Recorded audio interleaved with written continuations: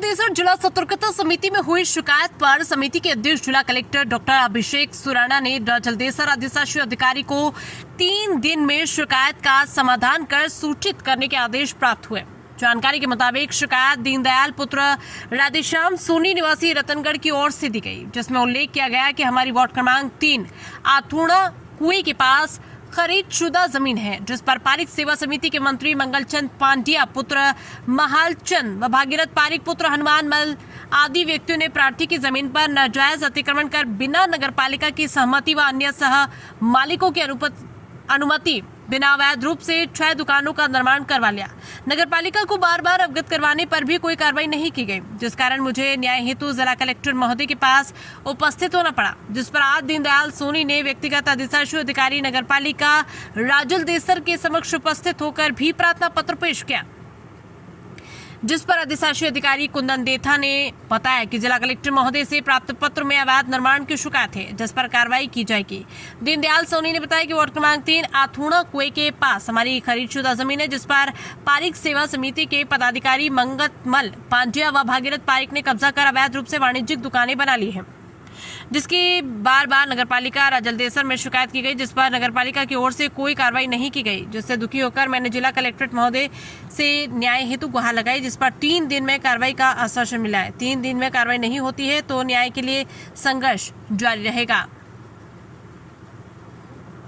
चूरू राजलदेसर से जयप्रकाश वर्णकार की रिपोर्ट। जिला कलेक्टर द्वारा आपको एक पत्र प्राप्त हुआ है, उस पर ये क्या मामला है, उस पर क्या कार्रवाई आगामी आपकी तरफ से होगी?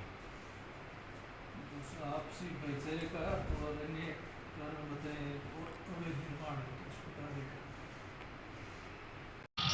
हमारी आथुणे कुएं के पास पट्टेशुदा भूमि खरीदी हुई थी, जिसको पारिक सेवा समिति ने बार बार हमसे दान में मांगा, लिखित में मांगा। हमने उनको इनकार कर दिया कि भी दान में हम लोग नहीं देंगे, तो इन्होंने हम पर झूठे मुकदमे किए। फिर खुद ही लिख कर दे दिया कि हमने आवेश में झूठा मुकदमा आप पर कर दिया, वापस ले रहे हैं, वापस ले लिया। फिर दान में मांगी तो हमने इनको इनकार कर दिया कि भी हम देंगे नहीं दान में। तो इन्होंने हमारी ज़मीन के ऊपर ज़बरदस्ती दुकानों का निर्माण करने की कोशिश की। हमने एक बार नहीं 5-7 बार ईओ मनोहर लाल जी के पास में आए, बार बार इनको लिखित में शिकायत दी, लेकिन मनोहर लाल तो खुद मिला हुआ था उनके साथ और उन्होंने ये ज़बरदस्ती का दुकानों का निर्माण करवाया। तब हम लोग जो कलेक्टर साहब के पास गए, इसलिए गए कि इस राजलदेसर कस्बे में एक व्यक्ति ने आवास की स्वीकृति लेकर मकान बनवाया था, जिसको उसने वाणिज्यिक दुकान वगैरह बना दी। तो राजलदेसर के ईओ साहब ने उस मकान को, उस दुकानों को सीज कर दिया।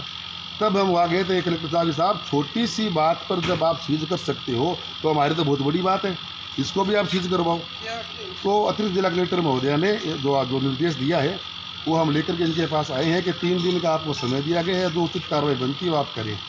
तो आज नगर पालिका आए हैं, हमने इनको दे दिया है, रिसीव्ड हमने प्राप्त कर ली है। अब देखते हैं ईओ साहब क्या कुछ कार्रवाई 3 दिन के अंदर नहीं होती तो आपका आगामी क्या कदम होगा, क्या कार्रवाई? हम तो कानूनी कदम उठाएंगे, फिर चाहे ईओ साहब और चाहे कोई हो। धरना फरना हमारे बस की बात, धरना तो कमज़ोर लोग करते हैं, जो कुछ नहीं कर सकते वो धरने पर बैठते, हम तो बहुत कुछ कर सकते हैं। सिस्टम सारा जानते हैं, थोड़ा टाइम लग सकता है, लेकिन ये दुकानें यहाँ नहीं रहेगी, ये तो प्रमाणित मान लो आप। शमशान भूमि है ये, तो शमशान भूमि अच्छी लगती है, दुकानों का यहाँ क्या काम है? हम अगर बनाएंगे तो हमारे हिस्से में सिस्टम से है कि बनाएंगे तो रेहन बसेरा बनाएंगे, ठीक है ना। और बाकी को नेता लोग हैं वो अपना अपना जोर लगा ले, हमें कोई दिक्कत वाली बात नहीं।